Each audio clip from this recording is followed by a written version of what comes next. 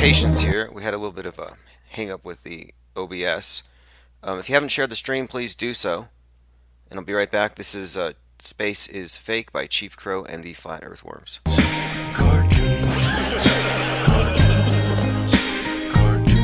Debunk my bubble.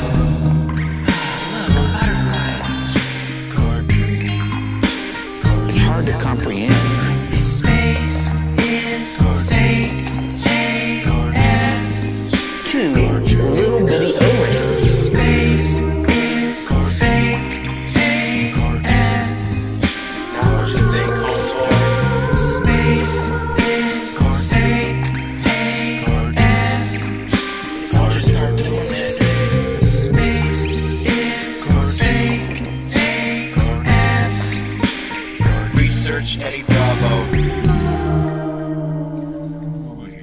You just have a leak, and what you would do is lose air. All right.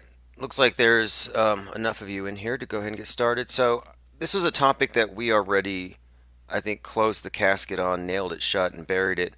But it still has its followers and believers, which I'm fine with. I don't care what your cult, religion, or belief system is.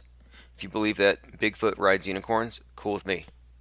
If you say that I have a photo that shows Bigfoot on a unicorn transiting in front of the moon, I'm going to say I need more evidence because a photo isn't enough. In many ways, that's just see-say. It's like hearsay and see-say. And when you're dealing with a highly visually illiterate society, see-say matters. It matters when people can't tell the difference between real and fake. We have many examples of people like Joe Rogan who gets puzzled as to why the cars that he thinks are real are fake and the rockets that he thinks are real are, or it's CGI. And then he says, well, is that CGI? Well, no, that one's real, but that one's fake. And he's scratching his head. And they're like, we're sorry to break it to you, Joe, but that car doesn't exist in reality. Or, yes, Joe, that rocket is real. I mean, I see Joe Rogan as extremely confused. He's totally confused. He's mandoozled. And that's the cognitive dissonance that most people manage to keep buried. It's beneath the surface, but you're all going through it. When someone lies to your face and you know that they're lying, but you don't have a choice but to agree with it, otherwise you endure more confusion, people tend to just go with whatever is comfortable. And this is the reason why the Mandela effect is so popular, is that it's playing upon your own mind and how it works. And one of the mechanisms in your mind is this experience of cognitive dissonance. When you get some idea that is incongruous with your reality in a way that confuses you. So, for example, you get lost on the way to a friend's house and you think, I swore I thought it was the second left turn. There's a sense of confusion, and as soon as you get yourself back on the right path and you see a familiar landmark, then you experience cognitive harmony and you get this aha and you feel like, okay, everything's fine. But the world seems very sinister and dark and confusing when you're lost. And this confusion and this tendency to have this pain associated with confusion and a desire to have it rectified and to be unconfused ASAP is what is played upon by the Mandela pushers. So what the Mandela pushers do is they say Jif or Jiffy. Well, you don't know. You don't remember. You remember, was it Skip or Skippy, Jif or Jiffy? It's just a peanut butter brand. It wasn't the focal point of your day. So they ask you a question. It's so simple, you ought to know. And if you don't know, then what's wrong? Is your memory screwed up? So what will happen is, it's kind of like when you take a multiple choice test and you know 80% of the answers and you kind of guesstimate the last few. Well, where do you come up with your estimations, your guesses? You do by what feels right. You go by what seems right at the moment. And it's mostly a matter of feeling and intuition based on foggy recollections. Like maybe the teacher talked about this on that day, and so you kind of process eliminate until you can nail it. And once you nail it and you're confident, you mark it in the box, then you can walk away feeling like you scored an A+. And then you get your grades back and it was a C. Maybe even worse. And what this shows you here is that when you commit to an answer It's almost the same process as learning an answer or memorizing it. Like you're actually creating the memory, you're anchoring it. So they'll say, what was your anchoring memory when you first remembered Berenstain Bears? And then you talk about it. Well, the anchoring memory is actually happening more likely that very moment when you're being quizzed about this Mandela effect. And when you're bringing it up in your recollection, your left brain will rapidly confabulate. And people don't think that they can confabulate, that your mind can lie to you. You ever heard of dreaming? Have you ever had a dream? Any of you Mandela affected?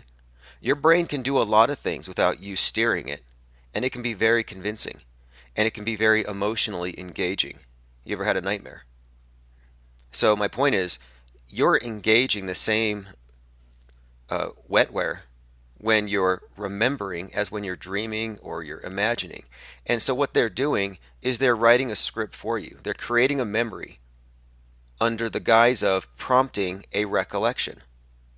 And so that's the main thing they miss. You Mendoozled people are not recollecting. You're confabulating with the assistance of an interrogator. This is called interrogator bias.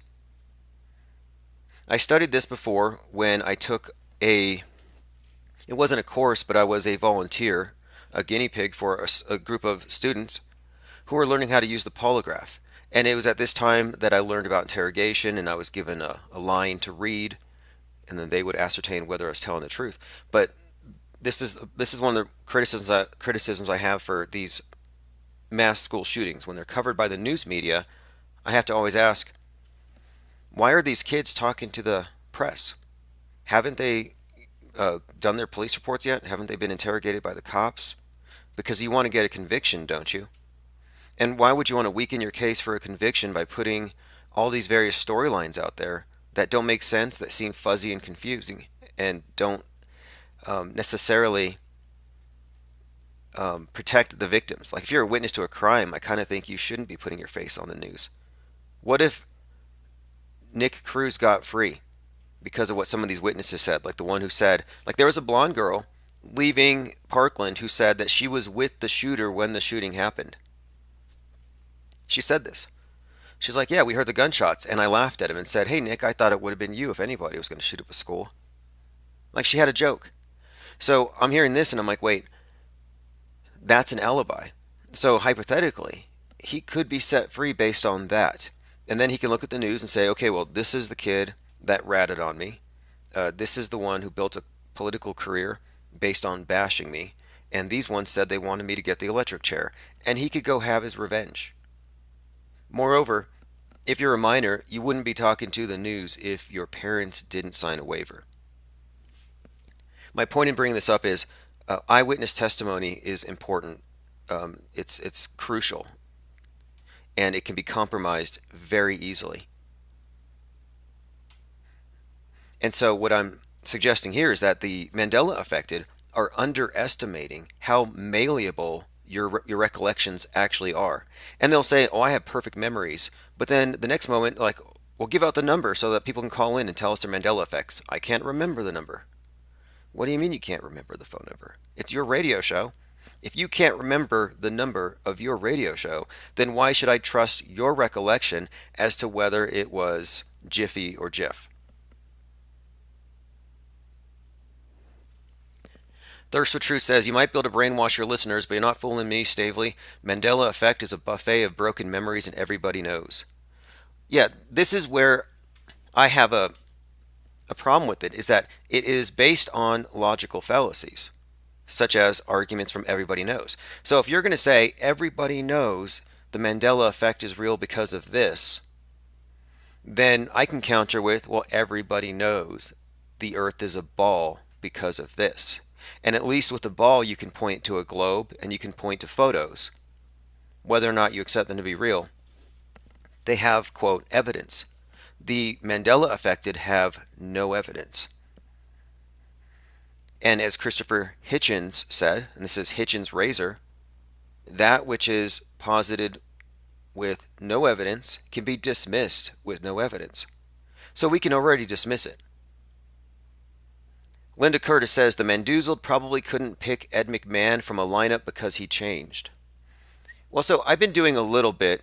Oh, by the way, this is the 237th live stream of the year.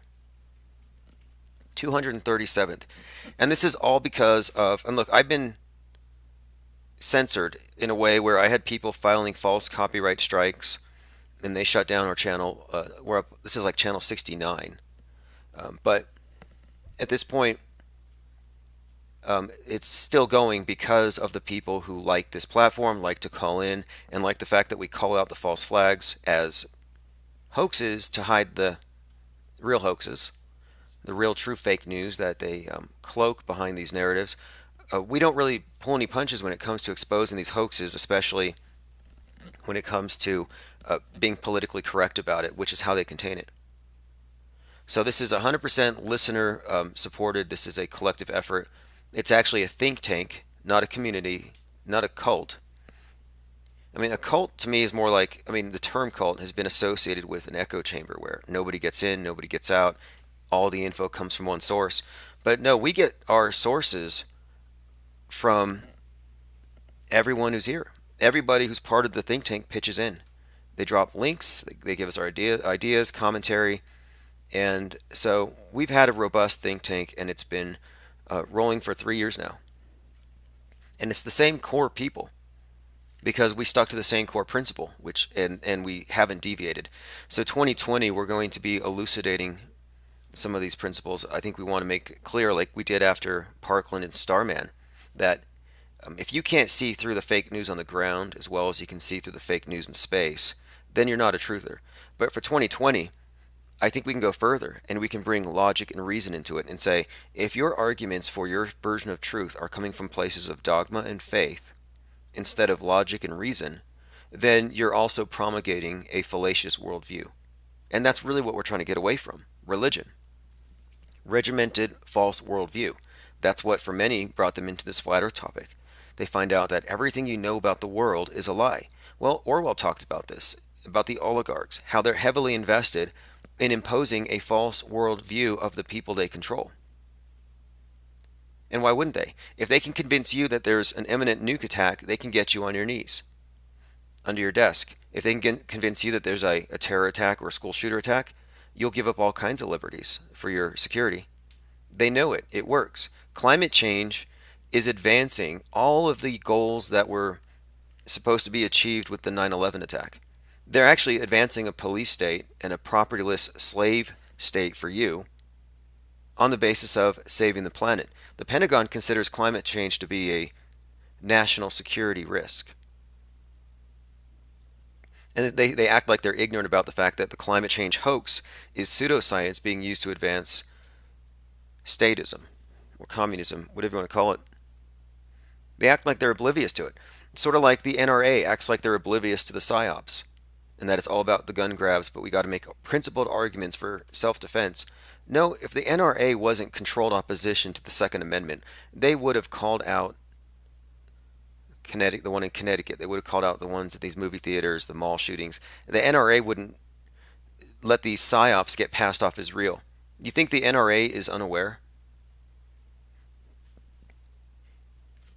So, anyway, this is stream number 237.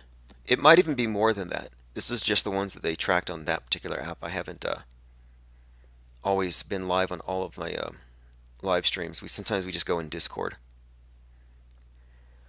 Okay, so I have a few other things I want to go over.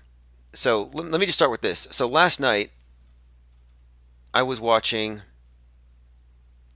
a live stream about myself and John LeBon, and this was their reaction more or less to this was Brian Staveley and Karen B's reaction to myself and John talking about the Mandela effect, among other things. So I watched it because I was like interested more or less to see, well, what are they going to say to refute it?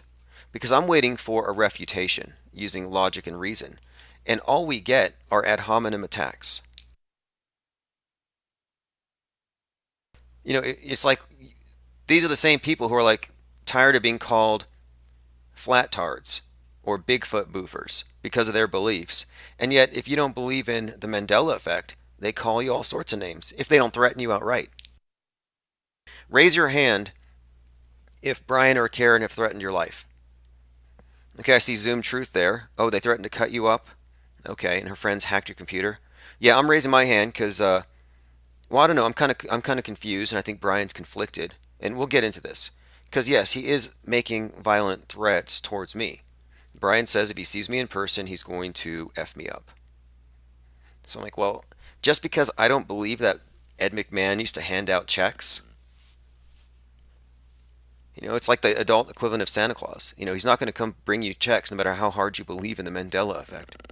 No, if we all just believe in the Mandela effect and accept it, we can go in the universe where Ed McMahon hands out checks, and once a month he'll hand everybody a $1,000 check, signed by Andrew Wang, like a living wage thing or something. Commenter says, I couldn't stand it. I was in the chat for 2 minutes. Too much hate. Oh yeah, it was very toxic. So, as I said before, this whole Mandela effect has already been exposed as a psyop, and I'll get into that later. But mainly it's this. They can't deal with criticism or skepticism. And so what they've done is they've basically told their group, don't listen to anyone who doesn't agree with us. They were taking calls. One caller didn't agree. He thought, why only two options? Like, here's my question. Why is it Jif or Jiffy? How come there's not a third option? Like, I thought it was Jiffed. Who else here thought it was Jiffed? Like with an ED? I was like, oh, Jiffed peanut butter used to be Jif? No, it's Jiffy. No, I thought it was Jiffed. Well, that's not a Mandela effect. Well, how do you know? Like, who decides what is and what isn't a Mandela effect? Glenn Clark says, Carla blue-pilled, death threatened me, all paper tiger-like. Oh yeah, they definitely want to basically mass murder the non-believers. So listen to this. And this was called Dinosaurs and Solar Eclipses, a bromance formed to debunk the Mandela effect. Now, it's noteworthy here. First of all, this is the main thing to point out because I'm not at all whatsoever offended. What I saw here was these two adults stooping to the level of schoolyard bullies. So it's noteworthy that they have no refutation to the other 8 explanations for the Mandela effect. And there are many explanations for the effect. This is certainly one of the most toxic and lowbrow hangouts I ever endured. And for the third time, Karen B attacked me for writing books, such as this one, Mandoozled, The Mandela Effect Debunked, which you can read free at the link below. If you like the book, give it a thumbs up, give it a rating, share it, and know that I am being criticized rather, for writing books for money. And you'll also know that this is on Smashwords, which is, payment is optional.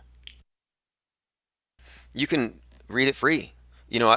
Basically most people do, but 1 in 10 will pay a paperback price for it, compensates for it. But, it's not easy, but it's very possible for writers to make a living, or at least to augment your living with a steady royalty stream. And I don't see anything wrong with it. I can usually pay my internet bill with ebooks. And so I'm being called some type of a criminal for it. Brian is clearly triggered that we promote our paid platforms, and he's hostile. And he called me a paid shill. If I was a paid shill, why would I be writing books? Why would I be selling art? Unless that's all to cover up the fact that I'm a paid shill. Okay, so now Brian's threats directed at me were preceded by sex talk. I'll get into that in a minute. I considered flagging the video, but I decided instead to kind of analyze it and figure out, well, why are they so defensive? And I think I know why. When a religion has been discredited, when a cult has been discredited, when any kind of ideology has been basically debunked, it pretty much just gets relegated to the dustbin of history. It becomes fantasy. What's the difference between mythology and theology? Theology are the gods they still believe in. Mythology are the ones that have been basically censored, destroyed, or forgotten. In the future, Christianity will be regarded as mythology. Like it or not. It's not going to become any realer. That's just how it works. So what we are seeing here is, Bigfoot is a cryptozoological thing, but it's pretty much a myth. And we know this. The environment that it would live in doesn't support it. There's no evidence, so they turn him into this kind of a fantasy where, well, now Bigfoot's not physical. He only manifests to you if you're ready to receive him. And then you have some people, and I'm not sure if it's lying or self-deception, but since they are naming and shaming, we have to kind of respond to their accusations. And I'm asserting here that the Mandela affected and the Bigfoot believers are feeling very insecure and threatened by the skepticism, which they're not ready for. And so Bigfoot, Mandela effect are actually mythological creations. There's no evidence. That's the bottom line. There's no evidence. And so she says, I'm a knower in Bigfoot, not a believer. No, you are a liar at best. I mean, you might default and say, okay, well, I was drunk, I had a recollection, but I've heard it. There's no critical examination. There's no reality testing. Someone was saying, I went to her house, I was in the backyard, and I smelled Bigfoot. I'm like, well, and then they all talked about it. Oh yeah, there was a Bigfoot smelling. Wait a minute, I thought Bigfoot was like a big ape man. And if he's so big that he has a scent that lingers, where's the footprints? But nobody questioned it. They're like, oh, it's another Bigfoot sighting, but it's a Bigfoot smelling. So I'm like, well, why even call him Bigfoot? If he's just like a smelly ghost, call him something else. Big stink. Then I heard another account where she's describing how she knows that Bigfoot exists. And she says, well, there was a big footprint in my backyard. Well, prove it. Where's the plaster mold? Bigfoot took a step in your yard, and only one step? How do you take one step? Like, does he walk all dainty? Does he levitate, but just to let you know he was there, he like stamps his foot on the ground? Like, it's absurd. And I'm calling it absurd because there's no evidence for it. I can say right now that I believe that there's a Mandela effect in the Christmas story. I remember them saying, you'll shoot your eyes out, kid, plural. I've been saying that for months. And Brian says, well, that's not a legitimate Mandela effect. Well, how do you know? I can get 10,000 people to thumbs up my video, then it's real. If I say that, yeah, I have a recollection, I have a memory of Bigfoot galloping across the desert riding a Pegasus. Who are you to say it's not true? If I say, I know it, I don't believe it, I know it. There are standards of evidence that the Mandela affected do not adhere to, which is fine. I'm just letting you know they're not a group that adheres to reality, which is fine. Again, I don't care what your religion is. I don't care what your cult is. If you believe in garden gnomes that come to life at night or something, that's cool too. But my point is, what we're doing, deconstructing the media and exposing the hoaxes, presupposes that there is a reality to compare them to. It's a hoax to what? Hey Brian, 9/11 is a hoax to what? If reality is always shifting, how do you know that the hoax reality is not the right one? I mean, you need to have an objective that that the hoax is obscuring. So what's the objective reality? They're saying there isn't one. So what good is it deconstructing fake news every day if the facts can change in a heartbeat? You might wake up tomorrow and the news will say, hey, no kids died at Sandy Hook. Do you know what I mean? These are inherently contradictory areas of inquiry. You're either deconstructing the news media or you're looking for metaphysical explanations for your misremembrances. So what I see here now is that they are very protective over their community, which is held together by the desire to believe that their shared miracles make them special. And this form of self-deception is popular in all cults, groupthink. You see holy rollers, people speaking in tongues. That's what we're seeing here. And it is an echo chamber. 100%, it's an echo chamber. Everyone in the chat room agrees it's real. We all agree. If you don't agree, we hang up on you. If you don't agree, we take away your wrench. We don't let you comment. It's literally an echo chamber. Look, I don't have an echo chamber. If you want to call me and say, I'm Mandoozled to Timbuktu and I want to talk about it, I'll take your call. Explain to me how it's real. But they don't want to hear those of us who are calling the whole thing a hoax. They don't want to hear our points of view. They don't want to hear the points of view of those who might say that this thing is, in fact, just a psyop, and we have reasons to believe it. So, what we see here is groupthink. And groupthink is where the members of the group put their collective over facts. Hey, look, Dan the Waterman unironically says, "Bullshit, you blocked me." Oh, really, Dan? I just read your comment. So, how are you blocked again? These cry bully troll flakes, they're always victims. It's like, I'm so censored. How are you censored? I can hear you. I can hardly ignore you. You're so obnoxious. Like, you're communicating just fine, and your free speech is intact. So, stop crying. Stop crying, Dan the Waterman, and go unclog some drains. Go do something you're good at. Because, as far as I can tell, you've only muddied the waters with this whole conversation. I wouldn't be surprised if Dan the Waterman is, in fact, Mandela affected. I'd take his call on this. But let me continue with this review of the live stream. We're not done yet. So we see groupthink, where members of the group are now putting their collective over facts. And I mean it. They literally say, our group is more important than the facts that we supposedly agree on. So what's a Mandela effect for you might not be a Mandela effect for me, but that's okay. As long as you have one effect, you're in. So let's move on. And this is why they demonize me in particular, because I've been the most vocal opponent to men. But look, before you get mad at me for saying the Mandela effect is a hoax, think about the families or the people who believe that Sandy Hook is real and how they feel when you call that a hoax. See, all we're doing is pointing out facts. I'm auto-hoaxing your belief. And what you're doing is you're an auto-believer, and you're finding that your emotionally held belief system doesn't stand up to skepticism, basic skepticism.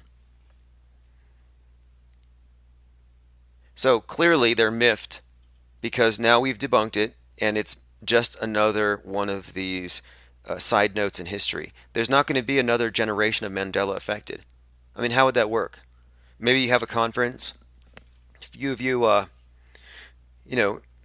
mingle, and then next year you have second generation Mandela affectees at next year's conference, and then you raise them to believe, and then it's like 2080, and then these you have this family and they're telling their kids, oh yeah, a great grandfather Stavely didn't believe it was Berenstain. He said it was Berenstein. And that's how we know we're descended from people who came from a parallel universe.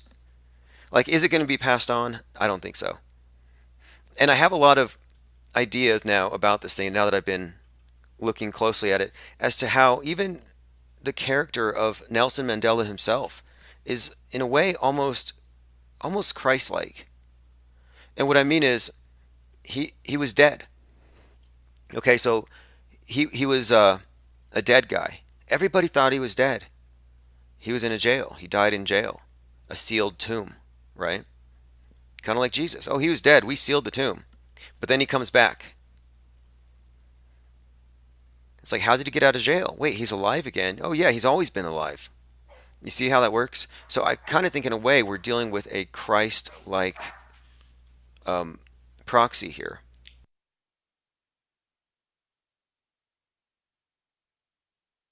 Okay, go ahead and share the stream. Those of you who just got here, go ahead and subscribe. I'm going to continue on this. I have to respond to the mailman. They're picking up packages. So if you got copies of the Auto Hoaxer Handbook by joining Patreon, those are getting picked up right now, and they're going to be shipped out. So I'll be back in less than 3 minutes. So these guys, this group, they call themselves the Infinite Plane Society. Sometimes there's a lot of penguin usage, right? They actually know how to do spiritual warfare online. They're good at it. They're trained in it. IPS is just sharing the truth. Yeah, respect to the Infinite Plane Society. The Auto Hoaxer Revolution. Auto Hoaxer.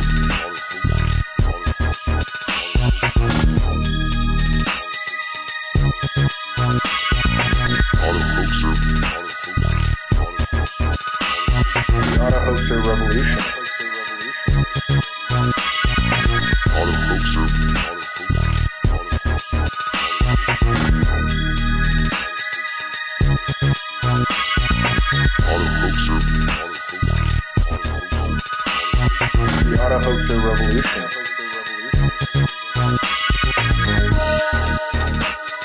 We've taken over auto-hoax.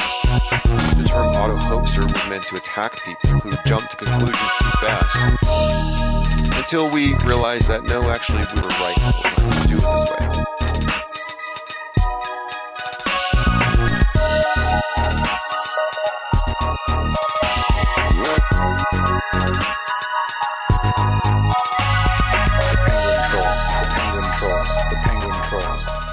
Okay, and if you didn't know, the voices in that song were supplied. Those are the voices of Johnny and Ronnie Laffenberg out there in Canada. M.E. Sagittarius Arms Society says, I have 34 videos auto-hoaxing the Mandela effect. Okay, well, debunking the Mandela effect, again, isn't even like debunking spirituality or synchronicity. These are different areas, I think. Different in so many ways, but the Mandela effect is actually, we're talking about a very specific set of beliefs that are said to validate the existence of a shifting reality. And no one agrees on what this shifting reality stems from. It's kind of funny. Like, I was looking into Fiona Fitzgerald Broom, who created the Mandela effect. And she's a witch and a necromancer. And she was trying to posit that CERN was splitting the realities. And was splitting the realities so that she could explain ghosts, because her father had this ghost hunting reality TV show. So the Mandela Effect movie is actually a ghost story. And it's about this guy who loses his kid, but then he goes into another reality where she's alive. And he knows he's in a different reality because Curious George doesn't have a tail anymore. And Ed McMahon never went around passing checks out. That's where it comes from. But the Mandela affected or affectees, they don't even, I don't know what to call them. The affected ones. Like, they want to act like they're a protected group now. Oh, I'm trans-dimensional, so I get LGBT protected status. Like, they're in the next trans group. They're trans-dimensionals. So be careful criticizing them because it constitutes hate speech. But these affectees, they don't even want to acknowledge that their belief system actually comes from a necromancer, a witch, who was using pseudoscience in order to explain ghosts. That's pretty much it. And the ones who stick to this theory want to kind of diminish the quote Mandela effect and focus on other effects and try to find new examples so they can kind of break away from that particular origin story, which they don't like. In fact, and I'm doing this review on their live stream, Karen B actually talked about Fiona Broom and called her a C word. I mean, you can find it if you care to, which I don't. But she said, we don't care what that C word says. We don't believe in CERN or something. Just like, wait, you mean you're taking this whole theory, but then you're going to reject the person's explanation for it, the one who actually made it popular? Thirst for Truth says, Mandela effect, dying in prison is an optional effect. Some people believe they've seen, some remember him dying multiple times. Interesting. Okay, now check this out. At one point during the show last night, Brian actually attacked one of his callers because the caller said, could there be any other explanations?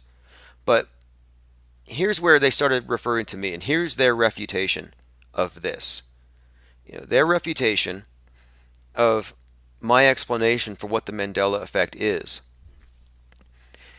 to go into ad hominem attacks. So these are direct quotes. Brian was listening to our breakdown of the Mandela effect, and he said, quote, they're having sex in a hotel right now. Yes, Karen B agreed, nodding her head. There's some serious blank blank going on right there. Brian nods excitedly. He's got his blank down his throat, blanking his blank. So they keep talking, like joking and laughing, like they're describing some homoerotic sex scene. And I'm like, okay, so wait, you can't even talk about the misinformation effect or your cognitive bias towards emotionally satisfying answers. You can't talk about how you're being short-circuited into manufacturing memories, how your left brain confabulates. No, you've got to just start basically just throwing a bunch of ad hominem attacks. And so that's pretty bad at first. I'm like, okay, that's pretty bad. It's pretty gross. And then he says about me, if I saw that dude in the street, I'll beat the F out of him. So, okay. So your response to someone you disagree with is just to call them gay and to beat them up. I get it. Anyway, they took a short break and then they played a rap song. And in the rap song, there were some lyrics, and these were easy to catch. When a rapper is really skilled, I find it kind of, it's like it takes time to memorize it. But Brian, when he raps, he does take his time between words. He doesn't stutter, which is good. But I was able to catch this in the first listen, and he said, quote, "It's time to stop the finger pointing, anointing the next person as the next shill." So his own rap song says we need to stop attacking people and let's just, focus on whatever. And we'll stop calling people shills. But then he calls me a shill. Basically he's Hitler. So I didn't flag the video, although I do want to say I did flag Globebusters. So Bob Knodel from Globebusters, an admitted hacker, an admitted cyber hacker, computer hacker, who teaches his kid how to hack. He and his son hacked Zoom Truth's computer. So if you have an account with Zoom Truth, Bob Knodel might know your PIN numbers. Just saying. I'm not calling the FBI on it because he is an FBI informant, so I don't think it's going to go very far. But my point is, Bob from Globebusters was doxing myself and John LeBon in the chat, which is against the YouTube terms of service.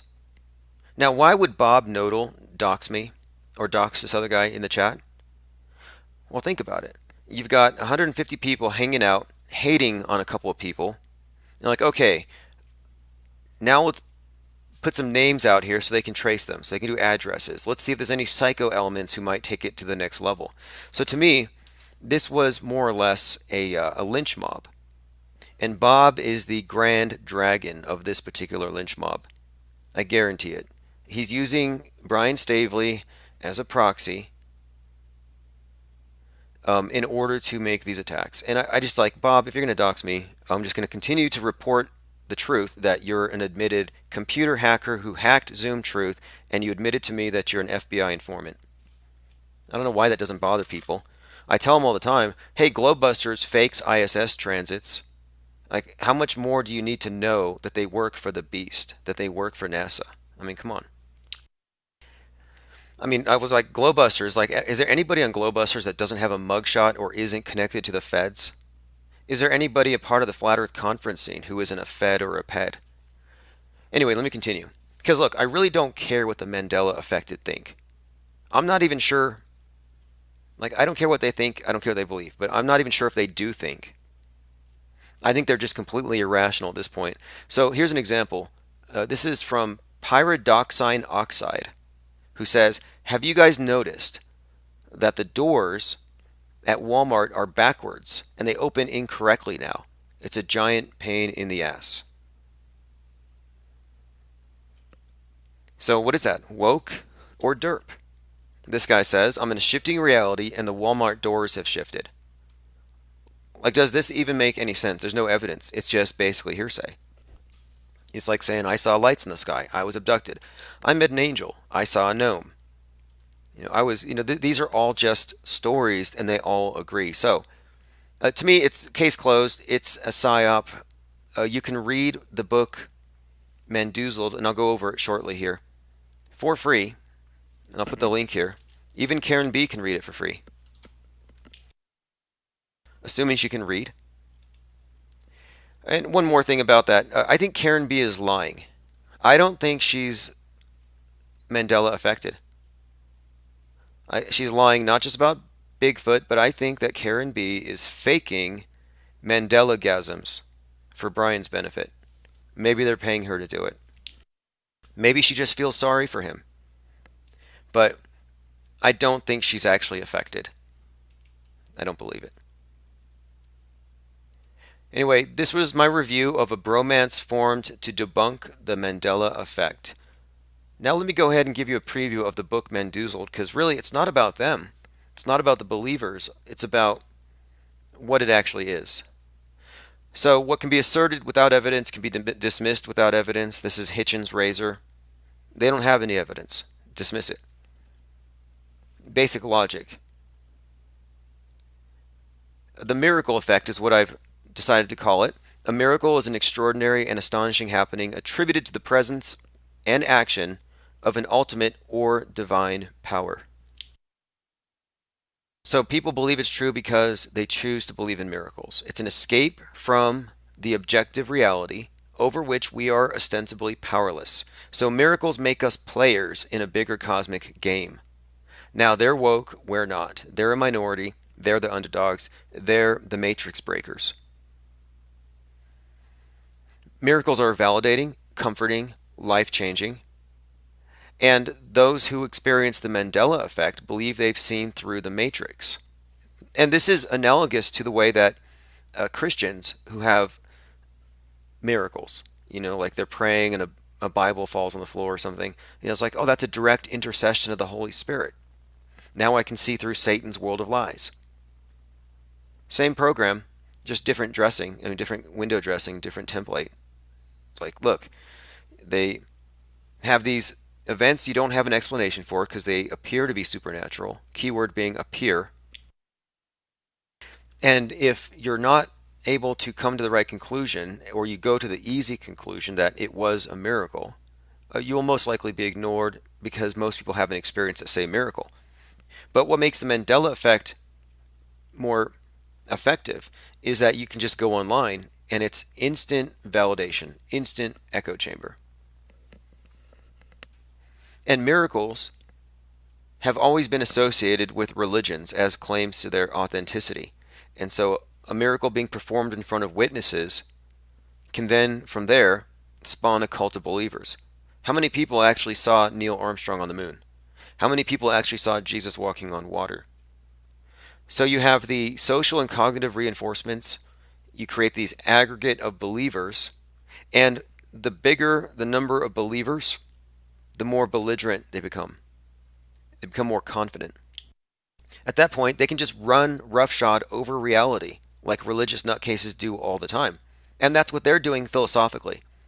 When a Mandela-affected person says, you are affected, you just don't want to admit it. When they say that, they're running roughshod over objective reality. They're saying to you, your reality doesn't exist. What you remember is fake. Everything changed, and you don't know it. And this is no different than a Christian with a end is near sign on a street corner saying, you're all just deceived. You're all fools. I have the truth. Same thing.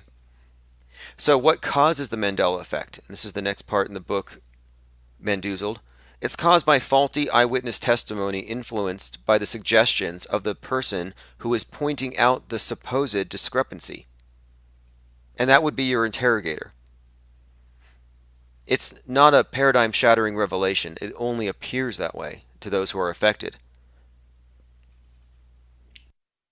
And then what's more, and this is one of the things that the internet facilitates, 1 million people misremembering can add the illusion of credibility.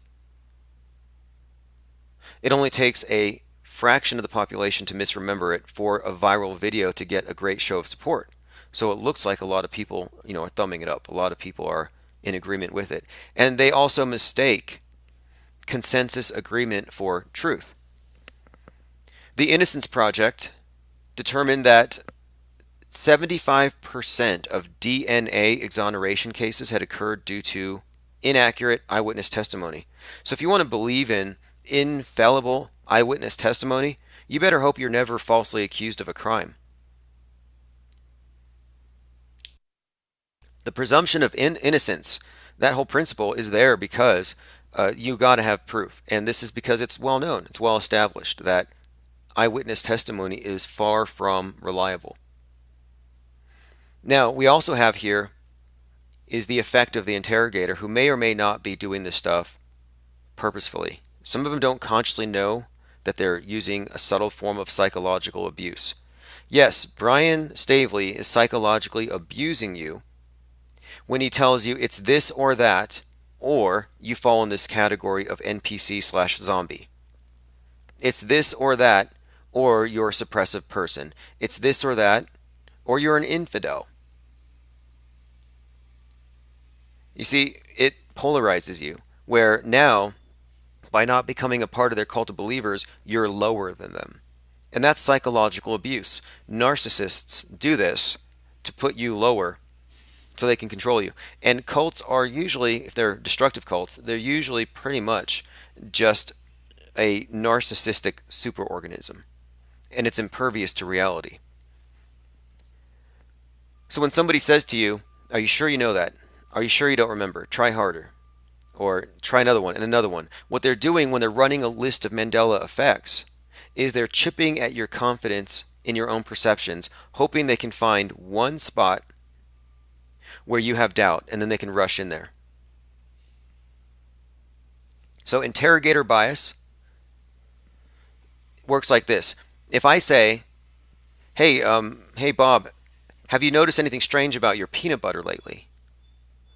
The answer would be no, more than likely, because chances were they weren't paying attention to the peanut butter that week. Why would you? But if you said, "Hey, Jif or Jiffy," it puts them on the spot. Putting them on the spot is where you contextualize the whole interrogation. Like the whole spotlight in the interrogation room, that scene. Well, that's the place where you have a lot of power as an interrogator, because the way that they respond puts them in a certain camp, either guilty or not guilty, Mendoozled or not Mendoozled. And of course, this plays into the cognitive bias. Gaslighters do the same thing, constantly getting you to question your perceptions. So the Mandela effect pusher can get you to accept the premise that reality is fake, and their job is to make dream a reality, a simulation, or an illusion, so that your critique of the fake news carries no weight. The Mandela effect is an operation, I believe, and I'll get into that final part here. I'm just skimming the book. Okay, here's one. To believe or perceive. This is something I think that you ought to consider if you think the Mandela effect is compatible with auto-hoaxing or with critically examining the news. PSYOPs in the news are being exposed daily. Their way of contaminating the research pool is by suggesting that people who don't trust the news can't trust their own perceptions, nor their own judgment. So they'll use conspiracy theories or people who just have guesses and no actionable evidence to hide the real deceptions. And so the more of you perceivers they can get to doubt your perceptions, the more society will rely on the experts. And the more they rely on experts, the less they know directly. And if you don't know anything directly, what are you? You're a believer.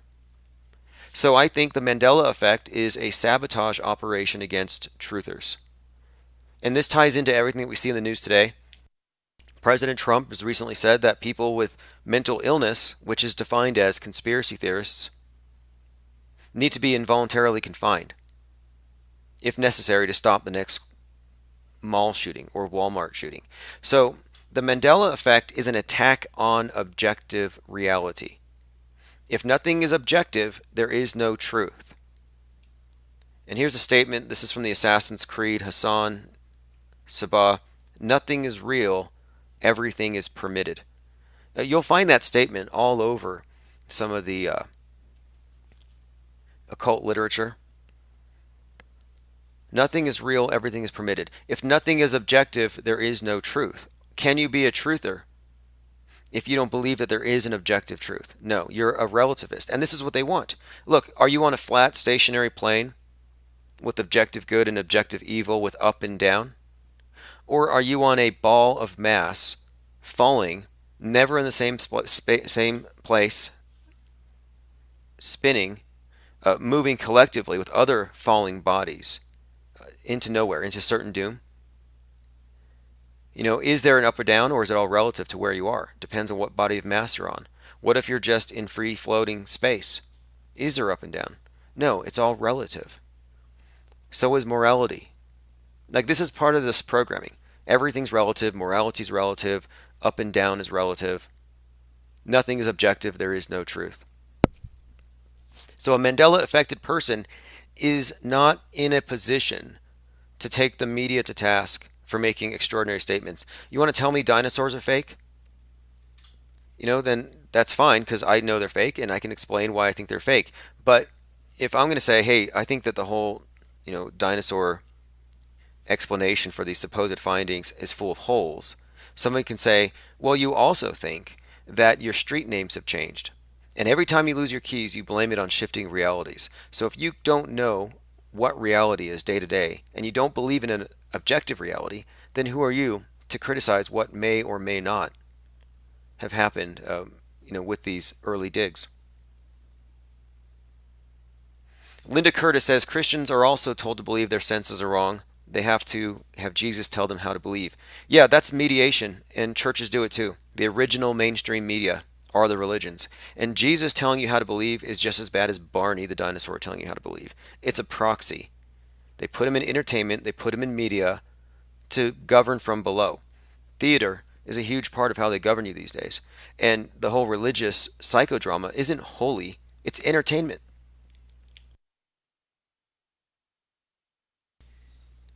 And of course, the idea of Jesus as the ideal citizen really stems from Plato and his concept of the ideal citizen, who he described as ascetic, someone who wasn't really worldly, someone who thought about the collective first, someone who was altruistic.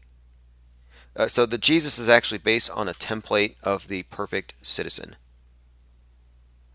Infinite Jack says some might be remembering Jiffy popcorn or the Jiffy Lube motor oil brand, or I'll be there in a Jiffy catchphrase. Yeah, it could be. That's the thing though. They are not open to multiple explanations. It's either A or B, black or white. And anytime somebody says it's black or white, I have to say, you've obviously got an agenda here. Where is your Hegelian dialectic? Where is it leading? Who's your puppet master?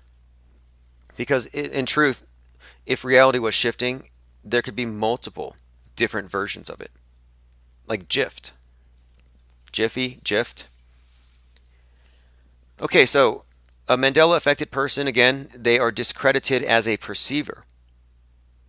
And also they're admitting something here. Like every time you say I'm Mandela affected and this is how, what you're actually saying is I cannot extricate myself from an emotional attachment to a wrong answer.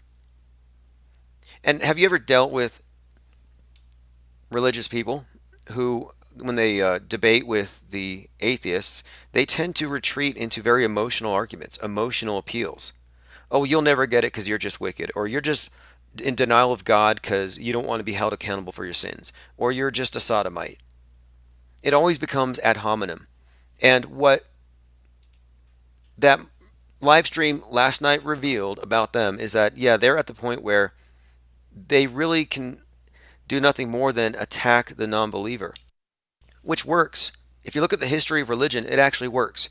If you can burn all the witches, if you can behead all the infidels, if you can purge the nonconformists, the freethinkers, the dissidents, exile the doubters, you can have your perfect system, but it is an enclosed system. It is a cult. It's not open to scrutiny. Found an article from Futurism on this. False memory or parallel universes. I found something in here I thought was interesting. I didn't realize that Shane Dawson was big on the Mandela effect as well. On all of it.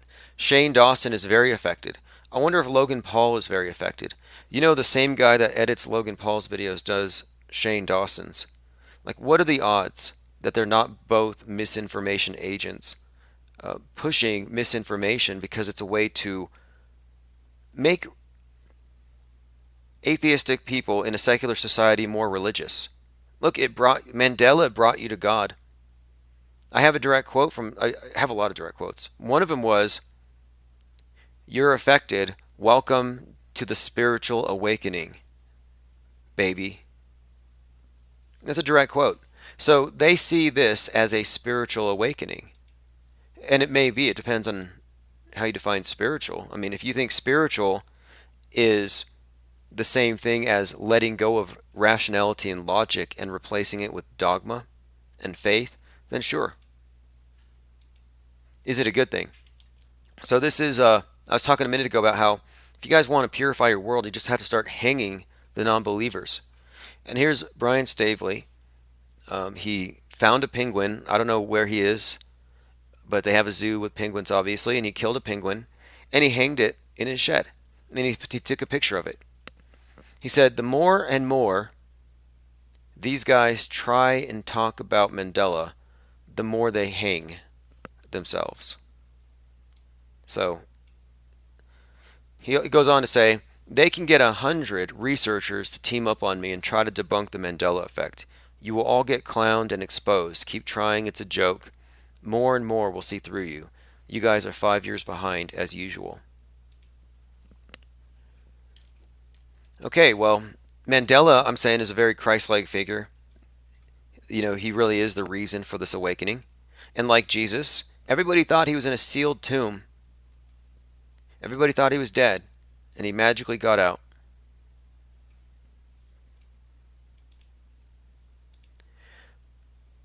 Now, I want to show you this. This is Mirageman. Everyone needs to watch this movie, Mirageman, because this describes how the intelligence agencies have been sowing conspiracy theories for decades. And they do it on purpose. And the reason why they do it is to control all narratives at all times. So there's a guy who lives just a few miles from where I live. And he's dead now. But his house is right up there. I saw the video, the documentary, and I could see where he was looking from. So he had a good view of Kirtland Air Force Base, and he was reporting to his UFO community about these strange craft that he saw coming from the Air Force Base. So the Air Force sends the NSA into a house across the street, and they started beaming signals to the guy. Signals from aliens from another planet that had run out of water, and they were coming here to take over the Earth. So this guy learns about underground bases where there are alien-human hybrids and this war going on beneath our feet. Well, it turns out this was all science fiction paid for and actually beamed to this guy's house, or telegraphed to this guy. He was receiving these signals thinking they were from a different solar system, but it was coming from the Air Force. From the Air Force Base down the street. So what is the Air Force doing, messing with this guy's mind? Well, they sent agents into his life to become his friend. And these friends helped him build a community of UFO believers. And the UFO believing community grew. And the misinformation agent who's talking about this stuff and describing how he messed with this guy's mind, this guy who's now dead, he's saying, well, a lot of the people who came to our conferences had their own stories about abductions and sightings. And he's like, these people are so gullible. Because he's the one who knew that he was just promulgating bullshit for the Air Force. And he has people actually bringing their own. To bring your own bullshit party. Sounds like the Mandela effect. So, the guy who believed in this, these transmissions, and who was actually getting leaked documents from the Air Force through this proxy, through this agent, he was pretty much spellbound. He was sold for life. So he's a dupe, a useful idiot. So they use him to get all the UFO people to come out and go to conferences. And you know what they use the conferences for? For spying. Every person who went to the UFO conference thinking that these misinformation lines were real had pretty much given themselves over to the Air Force to study. So listen to this. This is Mirageman.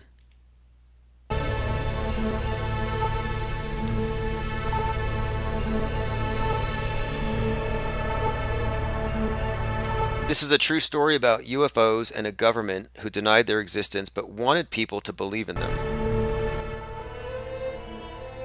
At the core, there is something that they want to keep people away from, a real truth. Back in the early 80s, it was my job to confuse the UFO community. And it was very easy to convince Paul. Paul was a... So this is Richard C. Doty, former U.S. Air Force Special Agent. His job was to confuse the UFO community. So what I'm suggesting here is that if they put people here to confuse the UFO community, don't you think they would put people here to confuse the auto hoax, the media critics, the ones calling out the hoaxes and the fakes on the nightly news or in the space agency's footage?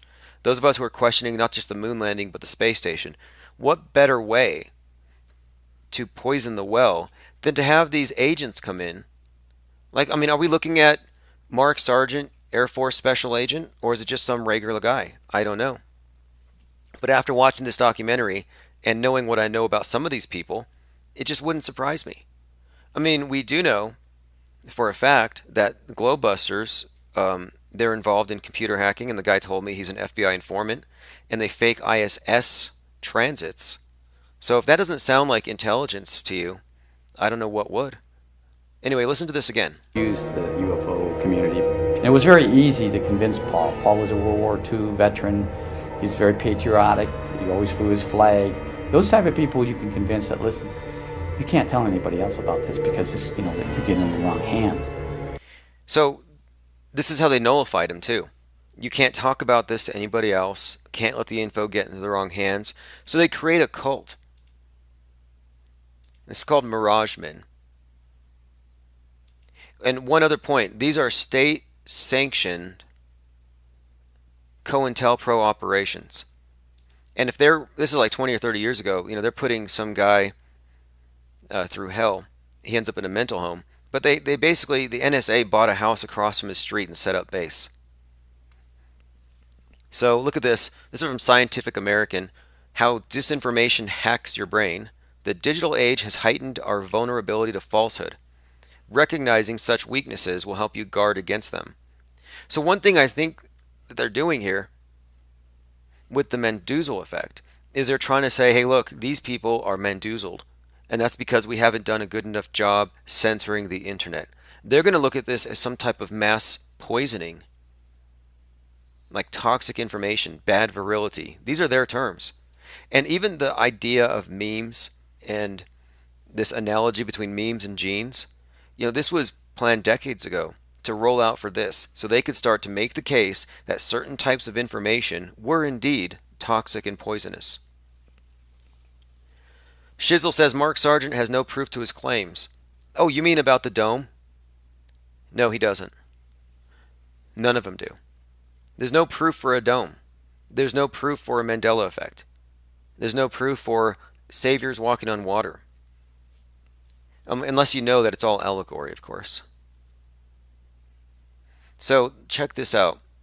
This is an article by Scientific American, and it's saying here, when we're subjected to repeated false claims, even those of us who are intelligent, analytical, and even comfortable with ambiguity, will find the statements more believable because we've heard them repeated. And this leads me to think, and I talked about this yesterday, we're constantly inundated with these stories of asteroids that are coming in, and no one really pays attention.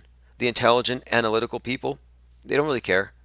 These are the ones who actually believe in outer space, and they believe in satellites revolving around these other planets, but they never really bat an eye when someone says, yeah, there's an asteroid the size of the World Trade Center that's going to hit us on Christmas Eve. Like, they're not all that triggered. But I think the reason why they keep this information flowing out there is so that when they do fake it, people will find these statements more believable, as they said here in Scientific American, simply because we've heard them repeated. This is called the illusory truth effect. So, if you're used to hearing it, you get acclimated to it, you're more likely to believe it. And in the world that we live in, if the consensus believes it's true, even though it's not true. And this is why I hate arguments from consensus. They say 97% of scientists believe that global warming is real, therefore it's real. Well, what about the 3%? If that 3% was 30%, would it be less real? You can't make arguments from consensus. These are logically fallacious. And every single so-called Mandela effect is an argument from, quote, collective memory. There's no such thing. And let's say there is such a thing. Let's just play their game. Fine. You can find 1 million people who remember this way and not that way. Well, what about the rest of society? Is it up to vote? Do we need to have an election? Reality is now up to consensus opinion. I mean, that's subjectivism. That's nihilism. And when I say nihilism, it's actually destructive to your, it's meant, I think, to erode and destroy your own cognitive functioning. It's an epistemological wrecking ball. It's a mind virus. And it is, just like religion is. I think we all can agree that religion is malware for the mind. You put in a false premise here and there, inject some fears, put in some lies, and you kind of screw someone up for life. And the ME is just another version of these old religions. Now listen to this. This is about the illusory truth effect. Psychologists say that what makes repeated claims seem truer is their fluency. Fluency means the cognitive ease with which we process the claim, and repeated claims are just easier to comprehend. For that reason, they feel good. And the mind takes the feeling of hold on a second, my connection's breaking up. Okay, well anyway, they say that, yeah, when you feel like something is right, it pretty much is process is right. And this is what we're seeing here with the Manduzel effect. They're using their feelings as a guide, and then they're backing up their feelings by consensus. And you can get a lot of people who feel the same way, and then it becomes, quote, true, which, again, consensus and truth are not the same thing. And then along with this comes this. Once the group has accepted consensus as truth, then group maintenance is actually just about numbers.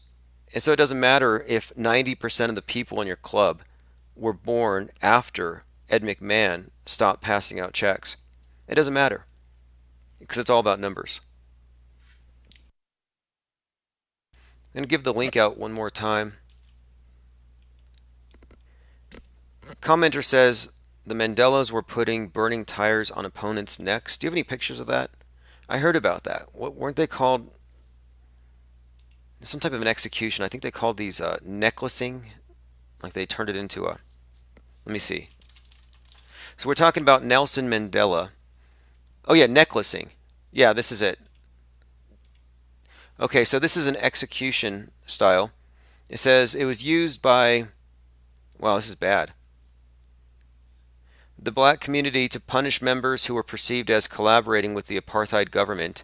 The practice of extrajudicial summary execution and torture carried out by putting a rubber tire filled with petrol around the victim's chest and arms and setting it on fire.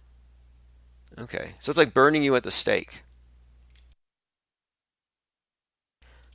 So wouldn't this be appropriate? Maybe the Mandela affected who don't want to deal with the non-believers. Look, you can't burn us at the stake. Christians already did that. You can't chop our heads off. Muslims have that. What's your thing? How are you going to execute the non-believers? Stoning? Nah, that's a little too Old Testament. How about this? What about necklacing? Make necklacing great for the Mandela affected. Bring it back. Take the non-believers, fill up a tire with petrol. Maybe you could start with me and John LeBon. Throw the tire around our arms and our upper body and then light it. It says 20 minutes, so it's not a fast death. It'll give me enough time to shout out a few refutations, try to make my case with logic before the smoke chokes me to death. I mean, he did say he wants to beat me up next time he sees me, so this is an open invitation. Brian Stavely and Karen B, if you guys want to try this method of silencing our criticisms and man, this is pretty bad. I'm not going to put too many of these pictures up because they are pretty bad. And Nelson Mandela did this. Speechless. The official Mandela brand necklacing kits includes genuine Mandela tire, gas can, and free 1-gallon coupon. Win a political argument every time. See, that's perfect. And this is what we're ultimately looking at today. Ad hominem. You don't like the ideas, you got to shut the person up. Can't shut the person up legally. Maybe there are other ways to do it. You can see a pattern here. I was actually shut off of YouTube for all of 2018, and the way they did it is they filed DMCA copyright strikes saying that I was stealing content. I could be on a live stream like I am now, and I had people who would flag my videos until YouTube would take it down. And I was pretty much up to number, I think, 48 or 49 before I caught the guy who did it. And the way he was doing it is he downloaded one of our theme songs. He put the theme song on SoundCloud, claimed rights, and then used that as a basis for flagging my video. So I would be live. The initial opening track would already be flagged. And so it was just a matter of 30 minutes to an hour before they would take the channel down. So yeah, I dealt with censorship for some time. They usually try with social pressure, threats of exile, ostracism, name calling, which Stavely and his sidekick are good at. But yeah, this is the extreme though. At some point you have to ask yourself, if you want your religion to be the dominant one, if you want to have the dominant paradigm, at some point you're going to have to purge. If your belief system is not palatable, or if it's unbelievable, or if it's truly and literally based on lies. So look, somebody says something extraordinary. At some point you have to decide, is it a miracle or is it a lie? When is a miracle a lie? And who decides? When is a Bigfoot sighting a miracle? When is it a lie? When is God talking to me saying I need to do this or that? When is that a confabulation? I remember after the 9/11 attacks, George W. Bush was praying a lot, waiting for God, and then God would talk to him. And God talks to all these politicians and gives them guidance, if you want to believe it. And I'm looking at this as that's lying and it's pandering. It's absurd. But people take it seriously because it's like you're not allowed to criticize it. Well, I can criticize anything I want to. It's just a matter of, is it PC or not? And so right now it's PC to criticize Bigfoot believers. It's politically correct to criticize flat earthers, but it's not politically correct to say that people who believe in aliens are stupid. It's not PC to say that people who pray to Jesus or Muhammad are stupid. It's super subjective, is what I'm saying here.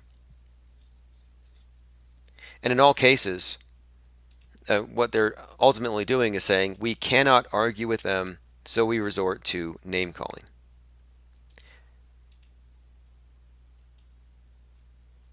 I'm trying to see if there's anything else here I need to look at. Okay. Name calling. There's a few other things I wanted to cover. I think that's about it for now. I did suggest that Brian Stavely clean up his language a lot because he was complaining about how mean the trolls are. He says that we send mean trolls over to his channel to say disgusting things. Meanwhile, I read some of the disgusting things that he says on the regular. But I don't want to hear name calling. I want to hear refutations to any of the points that we've raised. Explain to me how the misinformation effect and interrogator bias don't create a Mandela effect. False memories. False memories are a thing. I was mentioned this earlier. 75% of these exonerations from DNA evidence that was wrong, or that revealed that they were wrong in their initial guilty verdict, the exonerations were the result of faulty eyewitness testimony being re-examined. And as I said earlier, would you want to be falsely accused in a world where eyewitness testimony is treated as infallible? So I have a couple other just short criticisms, and then we'll probably close this for now. So Stavely, in his criticism, and we're basically reviewing what they were doing yesterday, because they didn't really address anything. But what they pretty much made it clear to me last night was that they see this as a spiritual awakening, and I do think the Mandela effect does offer hope and salvation.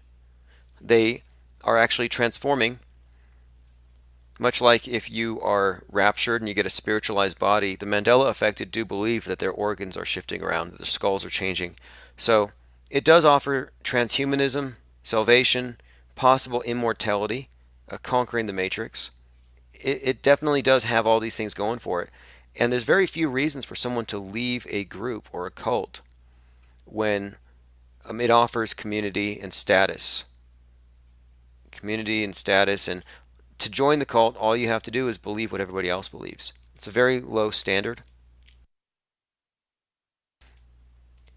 And I'm not trying to free people from cults. If that's your thing, if you're really like into this idea and you want to form a community based on it, that's fine. My issue is that when they attack the outsiders, like I don't really bother people in churches or mosques or wherever they are practicing their faiths. It's just not a part of my life.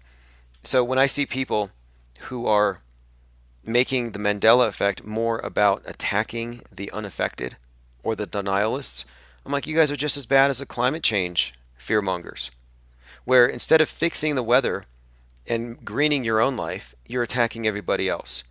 Greta Thunberg was just found to have a car full of garbage, unrecyclable, single-use garbage in her Tesla Roadster. And I'm like, wait, this is the person who is telling us how to live, and look how she's living.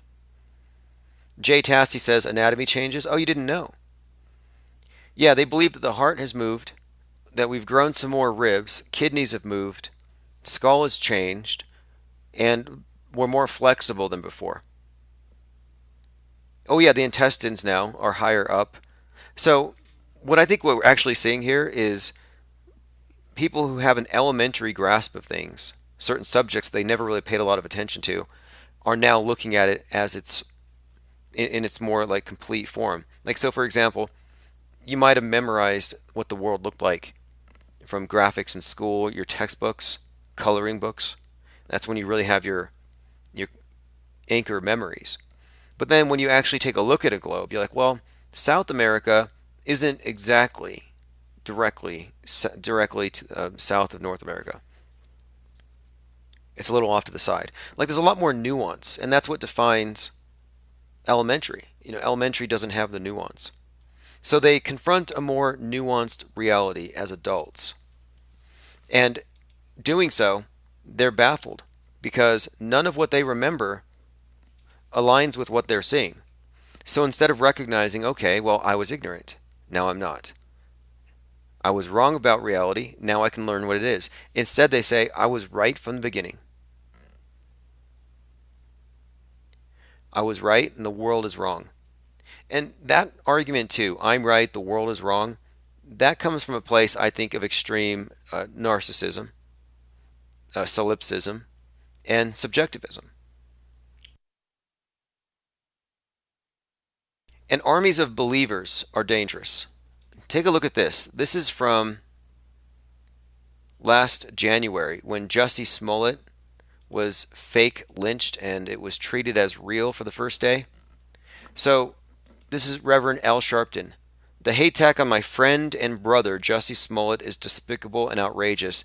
The guilty must face the maximum. Now he tweets this. He repeats this lie to 588,000 people. Now this guy's a troublemaker and a con man like everyone else in the mainstream media. He's no better or no worse than anybody on the right. But my point is, they put out these stories and they get people to react.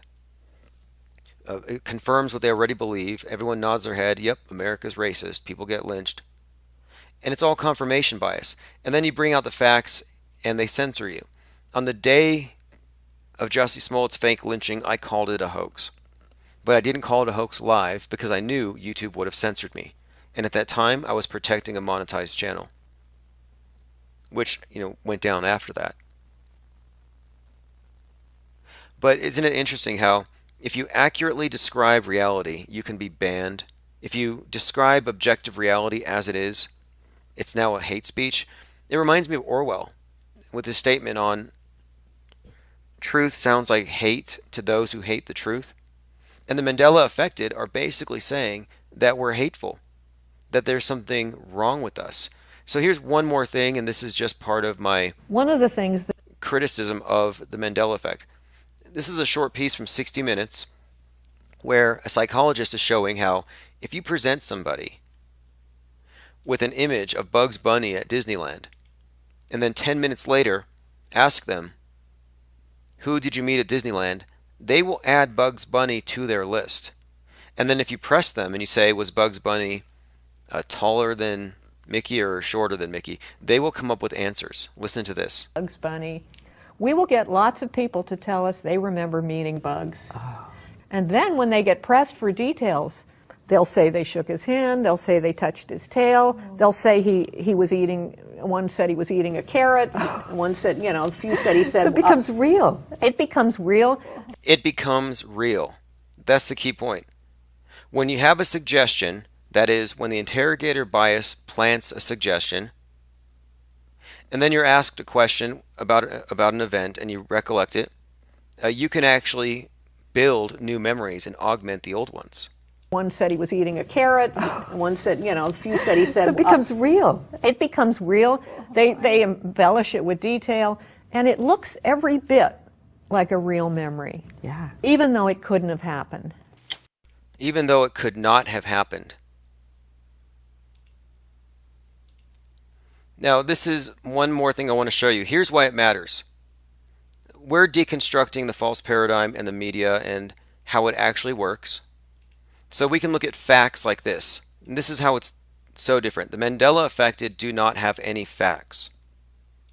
What we have here are examples of things that we can show you where their reality is full of holes. And the reality that's full of holes isn't your individual reality that's shifting or whatever. No, it's the false reality that they present us through the controlled media and every other outlet, including education and religion, history, all your indoctrinations, wherever it comes from. They're all reinforcing the same basic view. And so we do see legitimate glitches in this matrix. But if you point them out, they censor you. They block you. And that's because what we're pointing out is legitimate. Meanwhile, the Mandela effect is very popular. It's got a big movie about it. There's no movies about auto hoaxers. Now look at this here. This is a woman at the Orlando event. Here she is at Thousand Oaks, appropriately wearing a Disney shirt. And here she is protesting a right-wing author outside of a venue. But this same crisis actress has been identified at scene after scene after scene. Some of these are political events where she's protesting. Other times she's an aggrieved mother who's angry and won't take it anymore.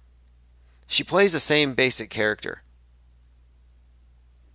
So I'm pointing at an example here from objective reality of mass manipulation, of consciousness, of perception,